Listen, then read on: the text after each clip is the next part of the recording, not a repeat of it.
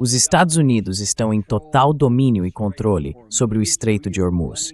Somos nós que conduzimos a diplomacia. Estamos no comando de tudo. E se aqueles iranianos teimosos não fizerem exatamente o que mandamos, vamos bater neles de novo. Pelo menos é o que parece, se você ouvir alguns dos principais líderes dos Estados Unidos.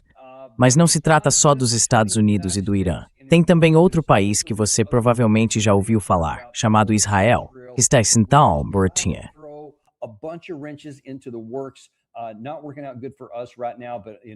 As coisas não estão indo muito bem para a gente agora, mas a gente nem consegue chegar nessa parte para entender o que está acontecendo de verdade, até começar a enxergar as coisas como elas realmente são. E não tem ninguém melhor para ajudar a entender o que está acontecendo do que a Ana Kasparian, que é produtora executiva e apresentadora do programa online The Young Turks, conhecido por ser direto e sem medo, transmitido ao vivo de segunda a sexta, às 6 da tarde, no horário do leste. A revista Forbes também incluiu a Ana na lista dos 30 abaixo de 30, por causa da experiência dela em reportagens e análises sem filtro. Ela também é uma grande amiga do nosso programa. Ana, seja bem-vinda de volta. É um prazer ter você aqui. Obrigado pelo convite. Olha, eu vou fazer 40 anos em breve, então aquela homenagem da Forbes já faz um tempinho. Não quero que ninguém ache que eu tô mentindo sobre a minha idade.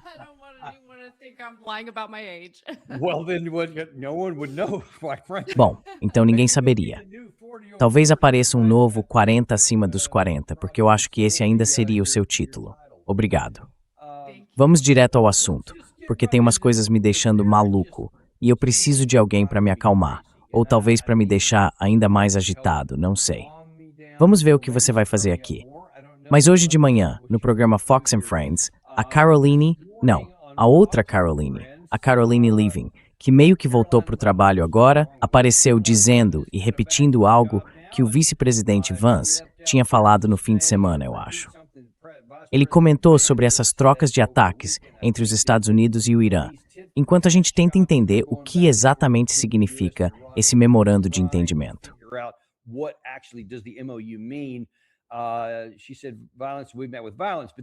Ela disse, violência.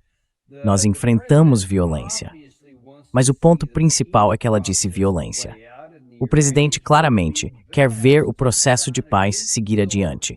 E seria melhor para os iranianos assinarem um bom acordo com os Estados Unidos da América, porque o presidente já mostrou que não tem medo de usar o poder militar que nós temos.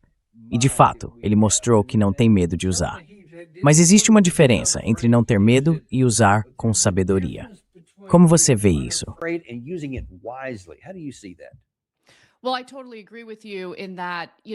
Olha, eu concordo totalmente com você que os ataques realizados pelos Estados Unidos não alcançam muita coisa.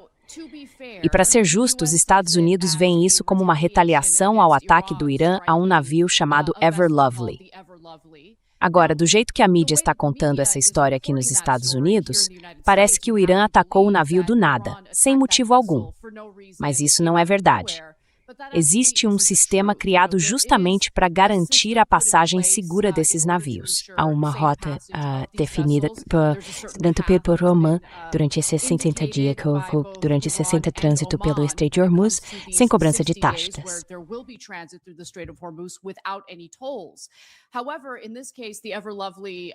Mas nesse caso, o Ever Lovely não estava seguindo as ordens dadas pelos iranianos e não estava passando pela rota que tinha sido marcada como segura para a passagem desses navios. Então, numa tentativa, eu acredito, de mostrar que o Irã ainda tem controle total sobre o Estreito de Hormuz, o que claramente tem, eles decidiram atacar aquele navio e os Estados Unidos retaliaram por causa disso. Mas o Irã também deixou claro que os termos do memorando de entendimento foram violados repetidas vezes. E, sem dúvida, isso é verdade com o que está acontecendo no Líbano. A agressão e a ocupação israelense no sul do Líbano não pararam. Na verdade, houve algumas grandes explosões e bombardeios no sul do Líbano durante o fim de semana.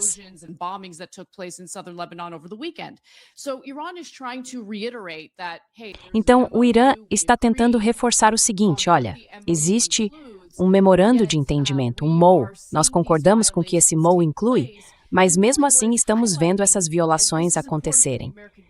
E o que isso realmente mostra, e isso é importante que o povo americano entenda, é que está ficando claro que o presidente Donald Trump não tem controle sobre as ações das forças de defesa de Israel, nem sobre as ações de Israel, como ele gostaria que as pessoas acreditassem. Na verdade, Israel deixou bem claro que vai continuar sua ofensiva no Líbano e vai continuar violando esse MOU porque não assinou esse acordo. E é aí que fica evidente o problema de entrar numa guerra contra um país de 92 milhões de habitantes ao lado de Israel, que tem objetivos claramente diferentes dos Estados Unidos.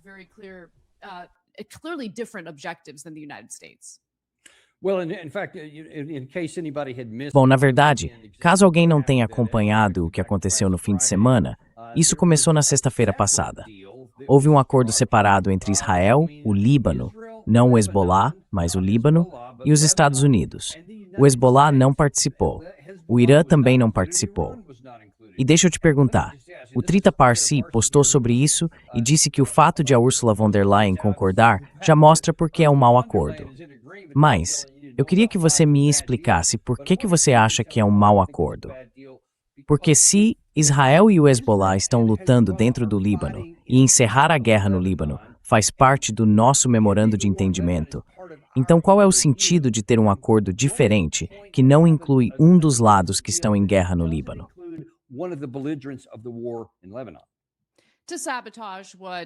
Para sabotar o que o vice-presidente J.D. Vance está tentando fazer para construir a paz na região.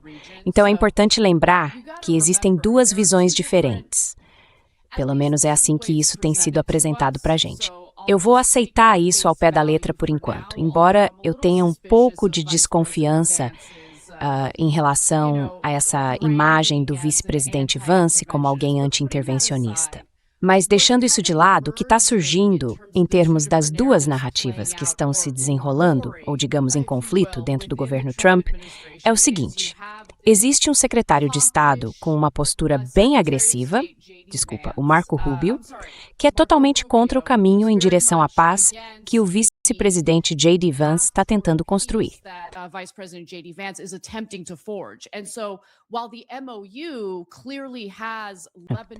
Então, embora o memorando de entendimento inclua o Líbano de uma forma que seria muito mais benéfica para a soberania do país, protegeria as fronteiras libanesas, o que o Marco Rubio fez foi basicamente firmar um acordo entre o Líbano e os Estados Unidos, sem qualquer envolvimento do Hezbollah. Isso indica, e na prática até formaliza, a ocupação contínua dos israelenses no sul do Líbano. Vai contra o que o memorando previa. Então, a gente tem duas facções diferentes praticamente em conflito dentro do próprio governo Trump. E isso não só sabota o memorando, como também torna muito mais difícil chegar a um caminho de paz naquela região, certo?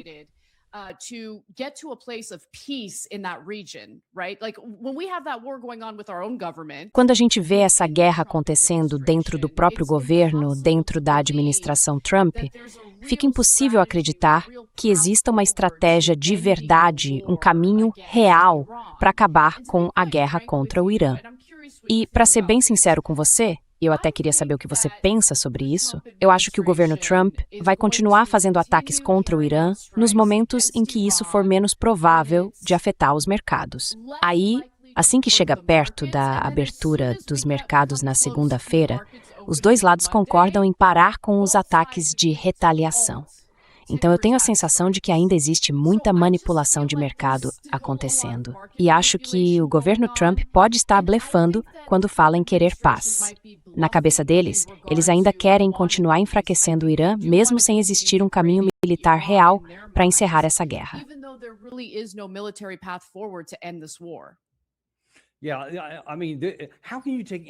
Quer dizer, como é que dá para levar qualquer coisa ao pé da letra? Vamos falar sobre isso por um instante. Você está vendo aí na tela o porta-voz do Ministério das Relações Exteriores do Irã dizendo que o país afirma não haver nenhuma reunião marcada para os próximos dias. Isso é o oposto do que o presidente Trump publicou hoje de manhã no Truth Social, dizendo que vai ter uma amanhã. E, na verdade, ele disse que o Irã teria implorado por essa reunião. E agora vem o Irã dizendo que não tem nada marcado para amanhã, nem para os próximos dias. Então isso é um grande problema. Mas deixa eu te perguntar uma coisa, porque para mim isso é algo bem mais sério do que muita gente parece perceber.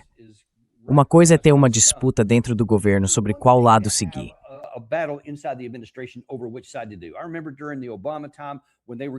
Eu me lembro, na época do Obama, quando eles iam fazer o aumento das tropas, aquele grande reforço que foi para Afeganistão. Houve um debate enorme, com dois grandes grupos ali dentro. Isso foi até coberto pelo Jonathan Alter, ou algo assim. Então havia todo tipo de discussão interna. E depois que a decisão foi tomada, o presidente Obama foi lá e disse: certo, é isso que vamos fazer. Eu, aliás, discordava disso, fui publicamente contra. Mas é assim que as coisas funcionam o tempo todo.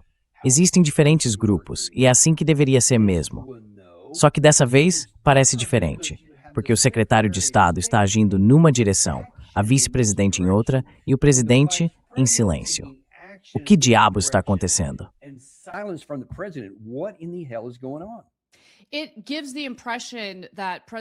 Passa a impressão de que o presidente Trump não está no comando, que ele não tem o controle da situação. Agora, alguns têm essa teoria de que esse é simplesmente o jeito do presidente Trump de agir, que ele gosta de colocar diferentes grupos dentro do próprio governo, um contra o outro. Mas uma coisa é ter um debate interno, e eu acho que isso é saudável, acho até que deve ser intenso. No entanto, quando a gente vê o secretário de Estado tomar atitudes que acabam contradizendo o próprio memorando de entendimento que deveria abrir caminho para um acordo de paz com o Irã, aí a situação muda de figura. E me desculpa, foi o próprio presidente Trump que assinou. Então isso é ainda mais importante. Exatamente, você está certo sobre isso. E isso acaba confundindo as pessoas. Sinceramente, dá a impressão de que o nosso governo, o governo federal, não tem uma estratégia clara para seguir em frente com o que quer que decida fazer. E isso é assustador, porque o que está por trás de tudo isso, e o Trump sabe disso, ele já mencionou várias vezes, é a economia global e o fato de que a gente está caminhando rápido para uma depressão mundial. Então, eu não sei quando isso vai acabar. A gente precisa acabar com isso, precisamos acabar com isso agora. Mas parece que é muito fácil atrair o Trump de volta para esse jogo. E é aí que a gente está nesse momento. It's very easy to lure Trump back in, and that's where we are right now. And you have to remember, Marco Rubio, based on what we've read, e é importante lembrar que o Marco Rubio, com base no que a gente viu nos arquivos do Epstein e nos e-mails vazados dele, foi bem investigado quando concorreu ao Senado. O Epstein basicamente estava distribuindo o currículo do Marco Rubio e as promessas dele de levar adiante a agenda sionista aqui nos Estados Unidos. Então ele está totalmente alinhado com o que Israel quer, mesmo que isso prejudique os Estados Unidos, mesmo que atrapalhe um possível acordo de paz entre os dois países. E isso me preocupa muito, porque a forma como ele venceu foi recebendo o aval do AIPAC, do lobby israelense, de pessoas que querem garantir que figuras políticas poderosas estejam no comando, defendendo, acima de tudo, os interesses de Israel.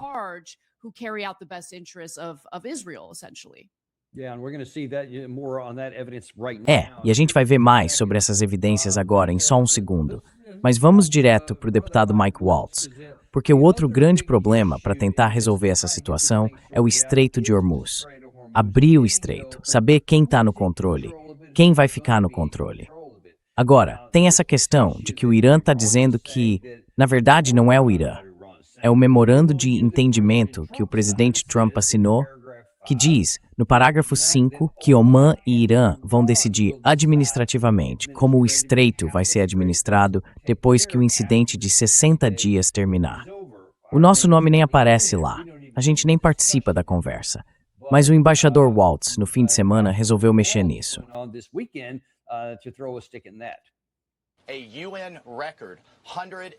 Um recorde de 143 países na ONU concordou conosco que isso viola o direito internacional. Até o governo chinês disse que não se pode cobrar pedágios ou taxas. Pelo que parece, o Irã estava contando com Omã, do outro lado do estreito, para ajudar a montar essa nova estrutura.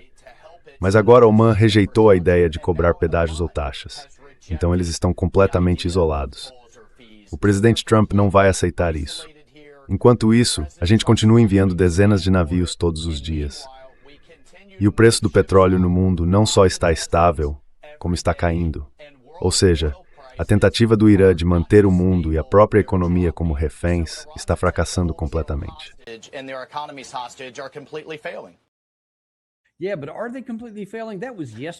Sim, mas eles estão fracassando completamente?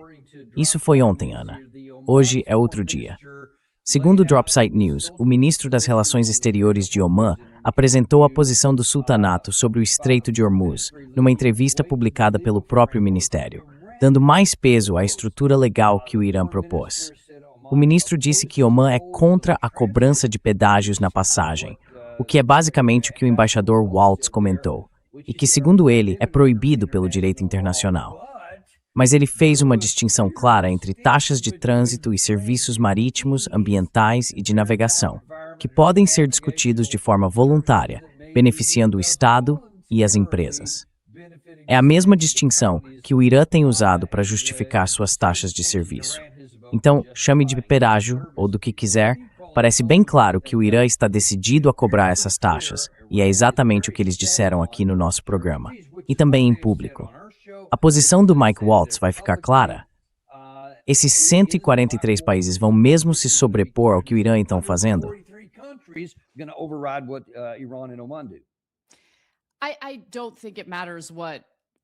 Eu não acho que importe o que mais de 100 países pensem sobre o Irã e Omã cobrarem uma taxa, chame de pedágio ou de taxa ambiental. Tanto faz. Isso não muda nada. Não existe opção militar para retomar o controle do Estreito de Hormuz. Quer dizer, ninguém controlava o Estreito de Hormuz antes dessa guerra, mas a gente acabou sendo arrastado para ela. E eu preciso dizer, não acho que nenhum político do governo Trump, nem do governo Biden, tem o direito de dizer uma única palavra sobre violações do direito internacional por outros países. Levando em conta que, começando pelo governo Biden, o nosso próprio governo ajudou e apoiou a destruição completa do direito internacional ao permitir que Israel cometesse um genocídio em Gaza.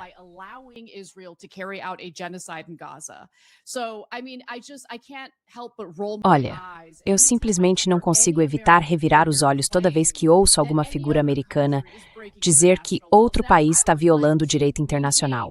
Eu gostaria sim de manter e proteger as leis internacionais, mas não acho que a gente veja essa mesma postura, digamos assim, por parte de membros do nosso próprio governo federal. Mas, deixando isso de lado, o fato é que o Irã e Omã controlam o Estreito de Hormuz neste momento. E, na prática, eles têm condições de cobrar essas taxas daqui para frente. A menos que exista uma forma de tomar o controle do Estreito de Hormuz pela via militar, eu não acredito que esses 143 países queiram realizar ações militares contra o Irã.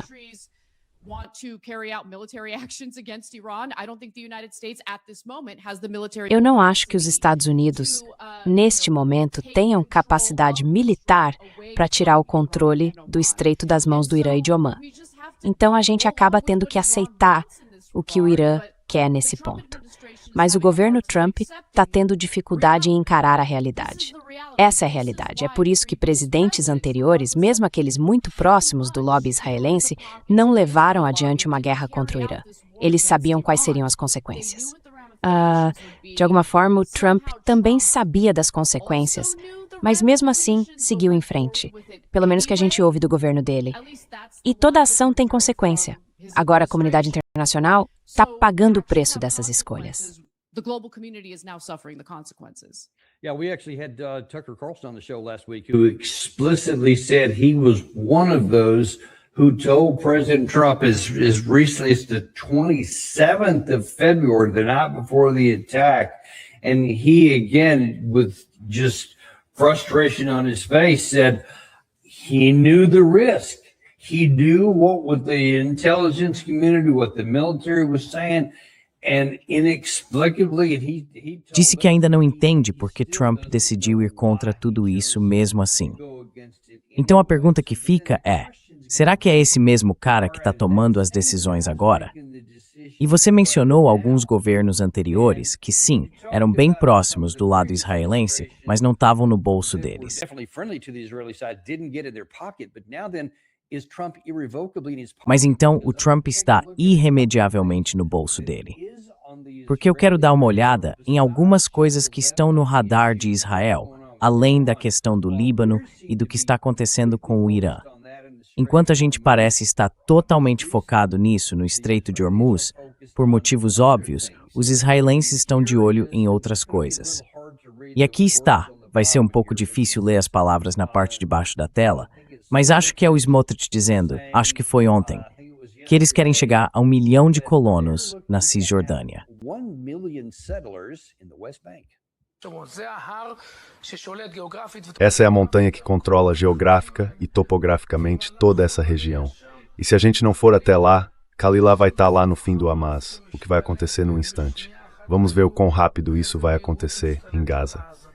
E no fim, quando construirmos 103 assentamentos, 160 cidades, bloqueios de estrada, com planejadores e administradores, queremos levar 1 milhão de colonos para a Judéia e Samaria. Assim, não vai haver licitações depois em Ra'anana, em Kfar Saba, em Petah Tikva, em Tel Aviv, em Beersheba e em Afula. E é verdade. When he says bringing 1 million settlers into Quando ele diz para trazer 1 milhão de colonos para a Judéia, para quem quiser, é disso que estamos falando. Judéia e Samaria, o que Israel chama de Cisjordânia. Então eles estão dizendo algo que vai contra qualquer código humano. E tem gente morando lá, então seria preciso tirá-los à força. Isso antes era totalmente contra tudo que os Estados Unidos acreditavam. No que a gente acredita agora? believed in, what do we believe in now? Quer dizer, está claro que o governo Trump acredita em deixar Israel fazer praticamente tudo o que quiser. Não há restrições neste momento. Eu achava que já não havia restrições no governo Biden. Mas o governo Trump levou esse tratamento da agressão israelense a outro nível, basicamente dando carta branca para qualquer coisa que Israel queira fazer. E sabe, o que eu realmente tenho dificuldade de entender é como ainda tem gente aqui nos Estados Unidos defendendo Israel, mesmo depois de todas as ações agressivas que eles já cometeram em vários países daquela região. Eles estão fazendo isso agora enquanto a gente fala, seja no Líbano, no Irã, na Cisjordânia, em Gaza, a Síria é outro exemplo.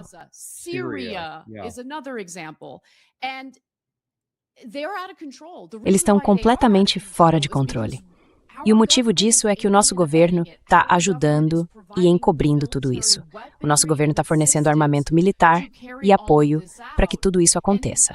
Na verdade, o site The Cradle publicou hoje um relatório mostrando que alguns desses colonos israelenses, totalmente descontrolados e violentos, receberam drones do próprio governo de Israel para fazer exatamente o que o Smotrich acabou de dizer. E eu estou muito preocupado com todos os civis inocentes que vão acabar mortos. E claro, o Smotrich, como qualquer outro político israelense, vai apontar para inimigos imaginários, muitas vezes completamente inventados. Nesse caso, dizendo que o Hamas vai infiltrar a Cisjordânia e que isso seria uma grande ameaça.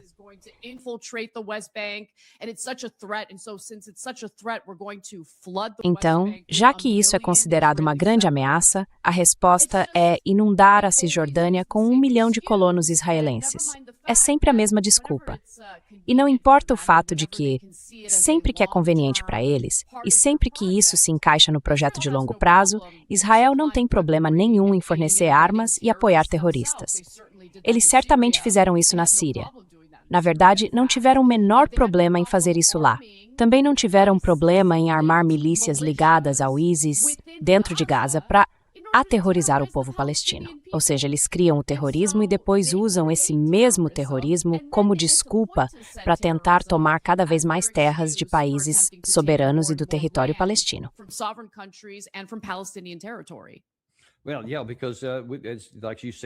Pois é, porque como você disse, não é nem que a gente permita que eles façam isso, é que a gente torna possível.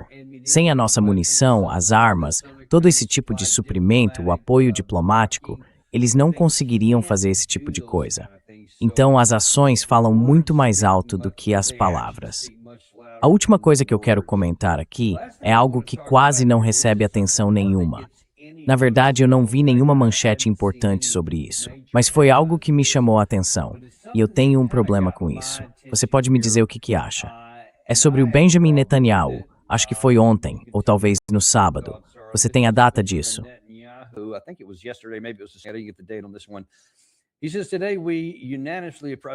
Ele diz que hoje nós aprovamos por unanimidade, acho que foi ontem, aprovamos por unanimidade no governo uma iniciativa estratégica para o futuro do povo judeu, um plano nacional para fortalecer a educação judaica na diáspora.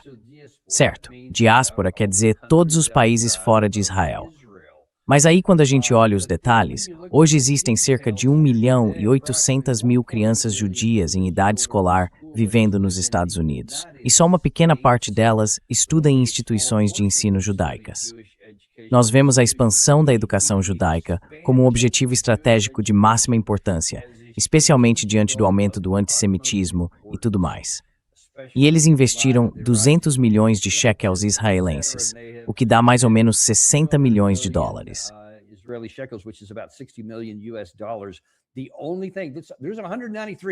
A única coisa é o seguinte, existem 193 países aqui nas Nações Unidas, e só um deles, voltado para a diáspora, vai receber esse dinheiro para ensinar pessoas dentro dos Estados Unidos sobre Israel. Agora, por um lado, dá para dizer, ok, são judeus, eles podem aprender com isso. Mas o fato de estarem gastando dinheiro no nosso país para ensinar uma versão do que eles acham que é do interesse deles e não do nosso, para mim isso é um problema. O que aconteceria, Andy, deixa eu te perguntar, e se fosse o governo da Arábia Saudita, se dissessem, vamos gastar 60 milhões de dólares para ensinar nossos jovens sobre coisas que são importantes para o nosso país, não para os Estados Unidos? A gente acharia isso aceitável?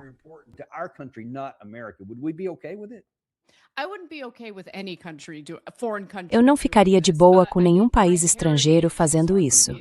Quer dizer, minha origem é armênia, mesmo tendo nascido e sido criado nos Estados Unidos, e me vejo totalmente como americano. Mas eu teria um problema se fosse o próprio país da Armênia fazendo isso. É absurdo. Mas a gente sabe qual é o verdadeiro plano aqui e eu simplesmente não acho que vai funcionar. Sabe, acho que a Hasbara de Israel sempre foi historicamente muito eficaz aqui nos Estados Unidos. Só que o que o Netanyahu tem dificuldade em aceitar é que o próprio comportamento dele fez muitos americanos acordarem para o que realmente está acontecendo.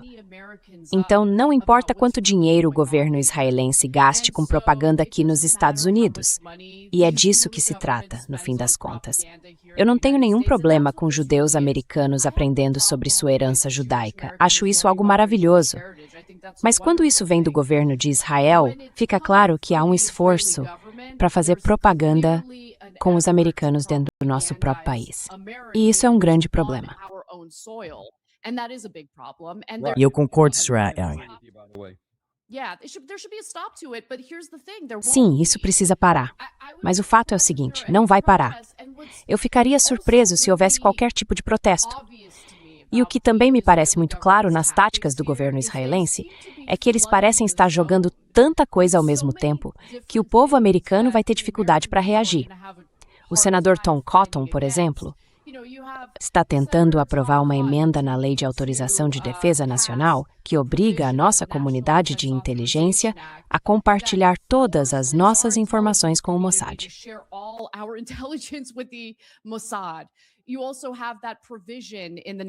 Tem também aquela cláusula na Lei de Autorização da Defesa Nacional que basicamente une as Forças de Defesa de Israel com o Exército dos Estados Unidos.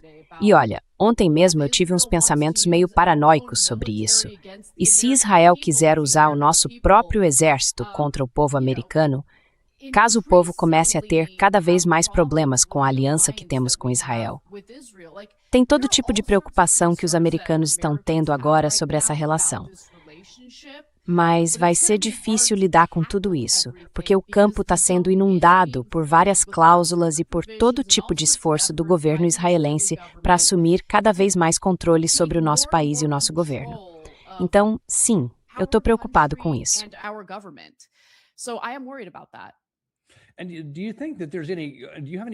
E você acha que você tem alguma preocupação de que esteja crescendo? Eu até conversei com alguns jovens no fim de semana passado. Eu estava vendo umas pesquisas que mostram que o pessoal com menos de 35 anos é, em grande parte, contra a liderança civil em Israel. não gosta das políticas deles e sente que isso acaba interferindo aqui no nosso próprio país. Mas aí você olha para os boomers, para as pessoas que têm dinheiro, e a opinião deles praticamente não mudou. E eles ainda têm o dinheiro. Eu temo que possa surgir uma tensão dentro dos Estados Unidos se a população começar a se opor em número cada vez maior a esse caminho, enquanto quem tem o dinheiro e os cargos no Congresso continua seguindo na direção contrária. Quem venceria essa disputa se chegasse a um confronto direto?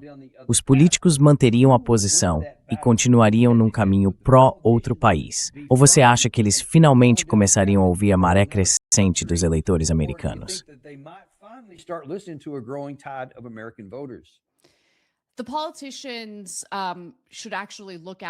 Os políticos deveriam, de fato, pensar por si mesmos, fazer o que é certo e ouvir o povo americano. Ignorar os americanos e o que eles estão pedindo. Olha, eu já começo a ver sinais de violência surgindo. Sabe, se as pessoas sentem que o sistema de governo não as representa, se os americanos se sentem traídos, eles vão buscar outros meios para serem ouvidos, para conseguir o que acreditam ser as políticas certas para eles, certo? E também para o nosso país. Então, vou te dar um exemplo rápido. Tem um legislador local na Califórnia, o nome dele é Scott Wiener. Eu acredito que ele faz parte da Assembleia da Califórnia.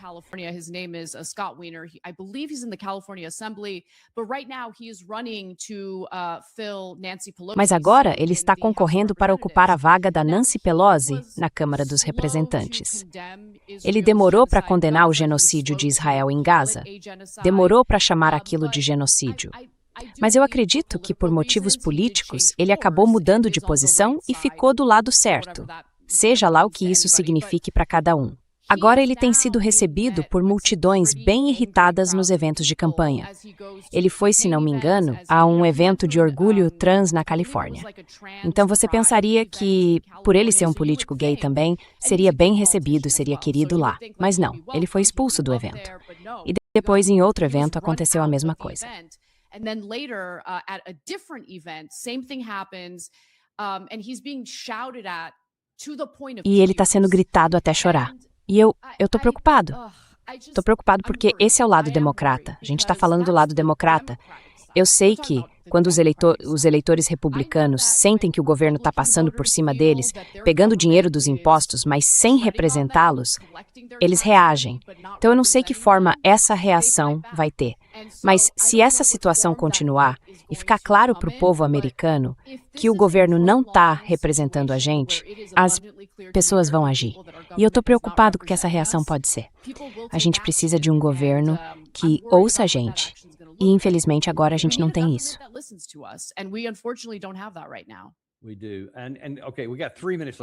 Temos sim.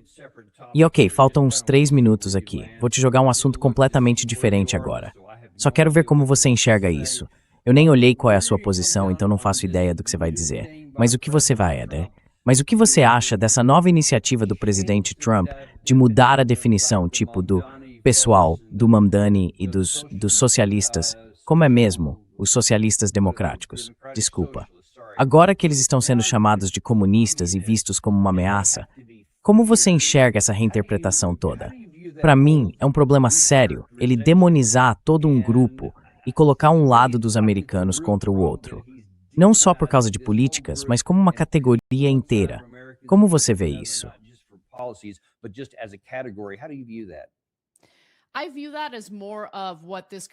Eu vejo isso como mais um exemplo do que o país vem passando há muitas décadas. Um esforço muito intencional para fazer com que os americanos comuns se concentrem em brigar entre si, em ter medo uns dos outros. E, aliás, eu mesmo caí nessa, do lado democrata. Eu estava totalmente convencido de que os eleitores do Trump eram perigosos, que queriam o fascismo. Isso foi durante o primeiro mandato do Trump. Mas aos poucos ficou muito claro para mim que as forças no poder, dos dois lados do espectro político, parecem ter interesse em fazer os americanos se temerem e se enfrentarem. Enquanto isso, a corrupção vira um problema cada vez maior. A desigualdade de riqueza só aumenta e mais americanos são empurrados para fora da classe média, lutando para pagar as contas e colocar comida na mesa.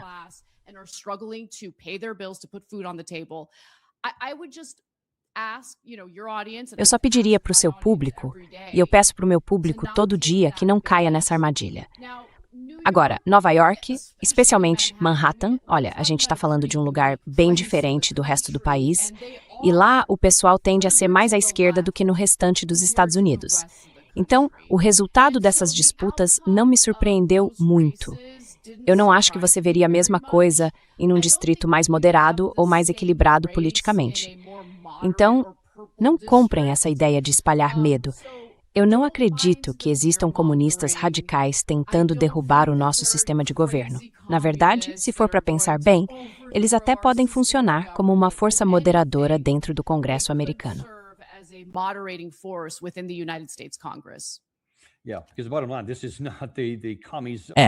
Porque no fim das contas, isso aqui não é a volta dos comunistas, nem do Exército Vermelho dos anos 50. Parece que o Joseph McCarthy resolveu reaparecer, mas tomara que ele volte para o túmulo, porque isso não ajuda ninguém. Eu adoraria continuar falando sobre isso com você, mas infelizmente o meu tempo acabou por agora. Muito obrigado por ter vindo, Ana. E só lembrando, você pode ver mais da Ana no The Young Turks, no site teuipte.com, que é o mesmo que a gente faz aqui. Então, muito obrigado por participar e espero te receber de novo muito em breve. Muito obrigada por me receber. Valeu, gente. E a gente se vê na próxima. Da próxima vez que vocês me virem, vou estar de novo em outro país. O Daniel Davis Roadshow continua firme. Amanhã a gente se fala direto da Europa, no Daniel Davis Deep Dive. Vocês sabem que a gente não tem patrocinadores porque eu detesto encher vocês de propaganda. Eu não gosto disso. Então mostra um pouco de carinho aí, se inscreve, curte e manda isso para alguém de quem você gosta. And send this to somebody you care about.